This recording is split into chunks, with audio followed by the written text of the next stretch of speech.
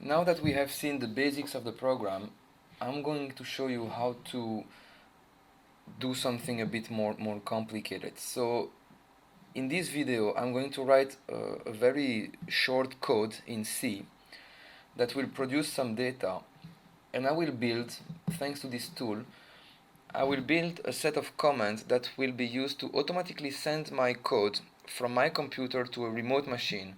It will compile it, it will run it, the code will produce some data, then I will download the data on my local machine and I will process this data. And I'm going to implement an interface, so a set of commands and action to do the whole process in an automatic way. So I will start by writing a short C code that will produce some data. So this is the code.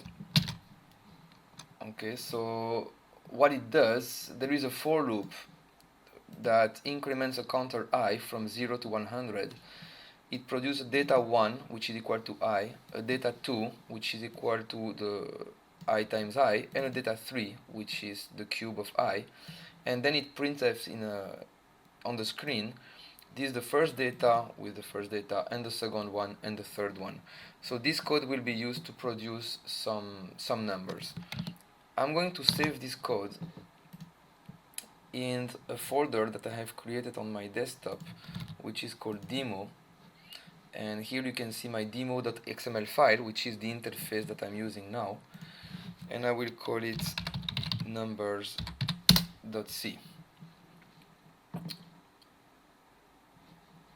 Now I go back to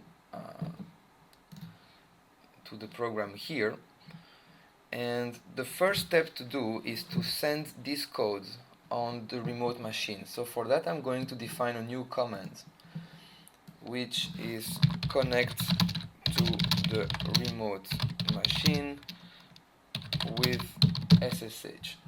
So this command is of type SSH, and the type of operation is open.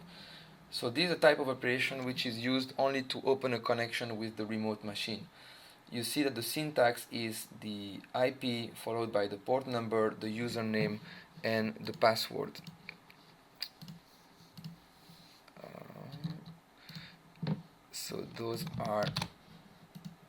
So I'm going to use this. So this is the IP of the machine, the port, the username, and the password. And then I will create another command to close the connection. So I will call it close SSH connection. It's an SSH command of type, the type of operation is close. So I will define a new action, which will be get the data. And the action, for now, the action will only connect to the machine and immediately close the connection. You can assign here a color for each action. For example, I will assign it the color red. So now, when I execute the action, we can see that it connects to the remote machine and immediately disconnects. The next step is to create on my remote machine a folder, I will call it demo, on the home directory in the remote machine. So for that I'm going to create a new command, which I will call create demo directory. It's of type SSH, and the operation is remote command, and what it does, it just does mkdir -p demo. Now I will add this new command to my action. So for that I edit the action, and then I add to the list create demo directory, and of course I will place it between the connect and the close. So now the action will connect, create the directory, and close. I press play, and as we can see, everything worked fine. The next step now is to send my source code to my newly created directory.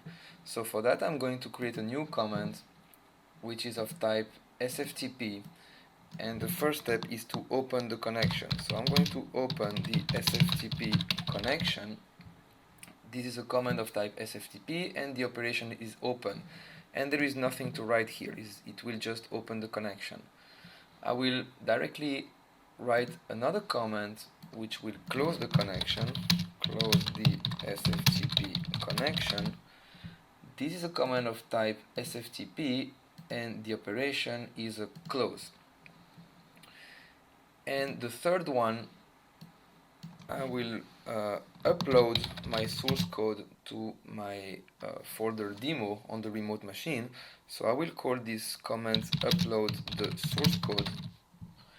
This is a command of type SFTP and it's a put.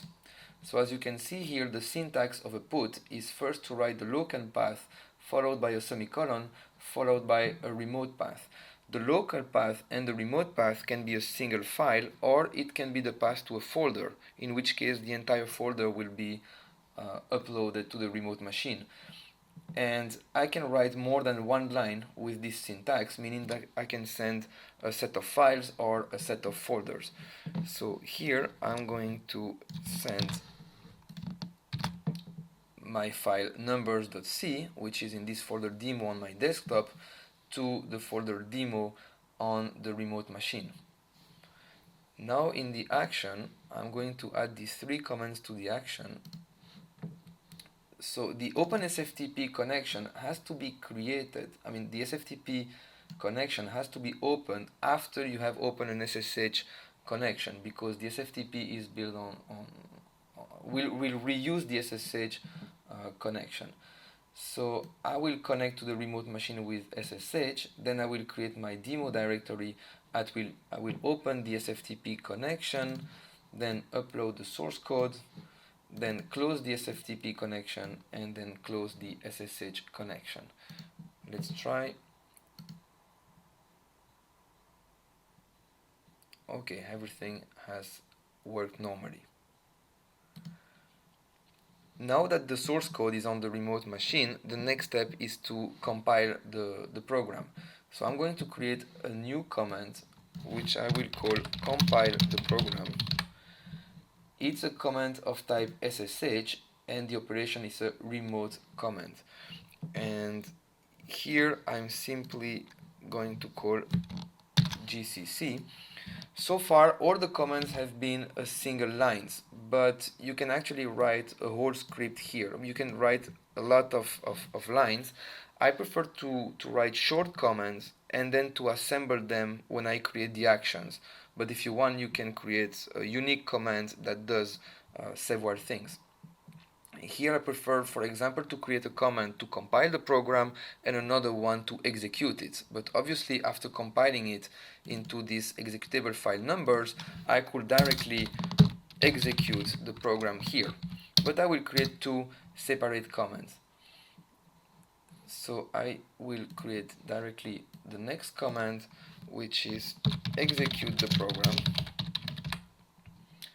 This is an SSH remote command, and here I'm going to execute it.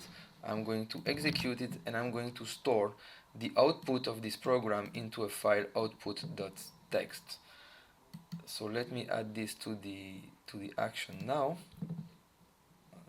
Compile and execute. Here I compile after I have uploaded and then I execute the program. Before testing it, I'm going to add a command to download the output file. So for this I add a new command which will be download the output file. This is a command of type SFTP and this time it is a get, and the syntax is very similar to the syntax of the put, except that we start now with the remote path followed by the local path. And this is this is the command. Okay, now the remote path is the demo output.txt, the file that I just created, and the local path is I will store it in the same demo folder on my desktop. So I'm going to add this directly to my action, download the output file, and of course I cannot close the connection here. I have to close the connection after I downloaded the file. So now let's try if everything works.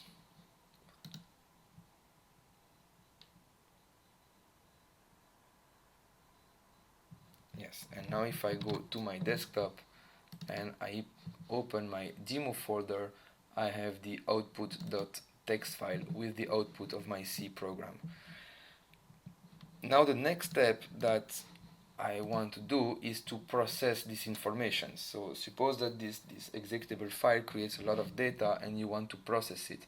So for that I'm going to, so the objective is to, at the end objective of this toolchain is to generate a plot, one plot for each data. So I will generate a plot for data 1, one for data 2, and another one for the third data. So for that the next step will be to extract from this output file all the data for data 1, data 2, and data 3. So for that I like to use Python because I really like the way Python simplifies things when it comes to extracting information from files. So I'm going to create a new command which I will call extract the data, and this will be a Python script. So the source code is this. So here I just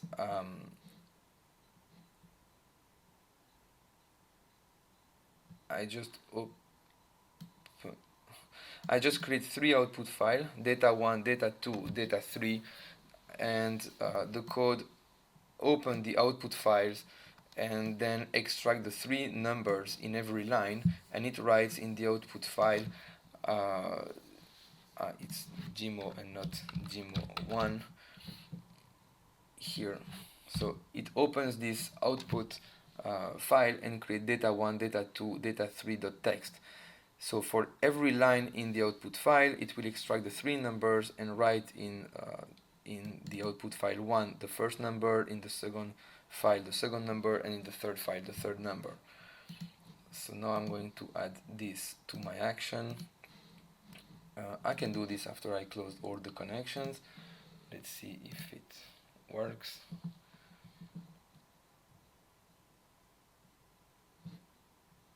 Yes, so you can see again this is the code that has been executed. So if I go now, I have data 1, data 2, and data 3, and you can see that the data has been extracted. Now I'm going to create an R script because I think R is very convenient to plot data and to create plots. So I'm going to create a new command which plots the data, and this one, the command is an R command. And the code is very simple. This is the code.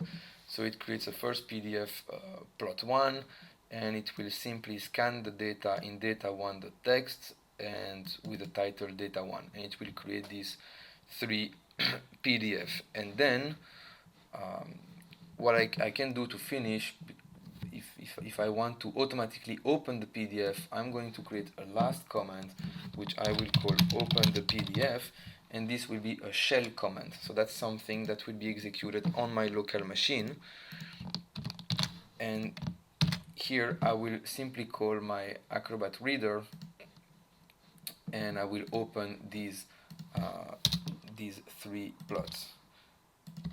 Oh, sorry.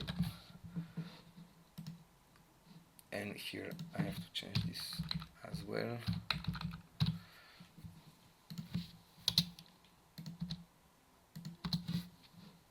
Okay, now I'm going to add these these comments to my action. So after I've extracted data, I plot it and I open the PDF. So now let's try this action. If everything goes well, at the end the PDFs with my three data will open up. Yeah, there you are, plot 1, plot 2, and plot 3. So as we can see now, it's extremely simple to do the whole process automatically. So if I change my code on my local machine now, I can close this. for example, data 2 will now be I divided by 2 and I divided by 4. So now let's see what happens if we start the toolchain on this code. So I just go here and I repeat my action. And then as you can see, it's very simple to repeat the whole operation, and here are the new plots for the new code. So that's the purpose of the tool, to make a whole process fully automatic.